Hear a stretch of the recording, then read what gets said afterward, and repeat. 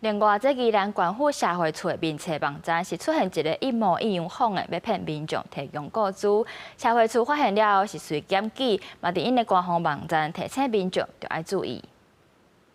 有民众这份发现，伫 FB 宜兰县政府社会处分析专家出现另外一个一模一样同款的，只是卖众的人数较少，想要用社会处的宣导骗民众点来连接了，骗个人资料加信用卡号码。社会处是检举加报警。所以我们在第一时间赶快在我们的粉丝的这个官网发出公告提醒大家这个是假冒的一个粉丝专页，请大家不要点。社会处也伫家己的卖众专家甲民众宣导。 唔当互假网站骗个人的资料，大家对于涉这种诈骗网站想要诈骗弱势，拢真无认同。定定对社会边缘可提供极难救助的社福团体，讲这几年诈骗严重，或真侪弱势生活更加困难，政府就要重视。诈骗都是利用你贪的那个心态，所以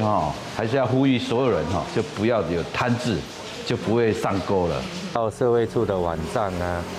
也做的一模一样。 那会误导更多的弱势的家户踏入这个陷阱。除了宜兰社会处假的民众专业，财政部也发现诈骗集团这份假冒几多间电子支付网页，骗民众订立假的网站，输入个人的资料，甚至冒用财政部的名义，惊钓鱼邮件，骗讲会当提前领普发现金，或者是电子发票调奖爱认证，你若点落去，伊就投入你的信用卡。 你可以在页面上面去点选一些这个它上面的一个连结选项，去看一下这个连结选项是不是可以运作。治安专家讲，民众若要分辨被将专家或者是网站是真的也假，会当伫页面顶头卖点哪个连结，先去点其他的连结选项，看是毋是当运作。若是完全拢无功能或者是无法度运作，就是假网站。记者综合报道。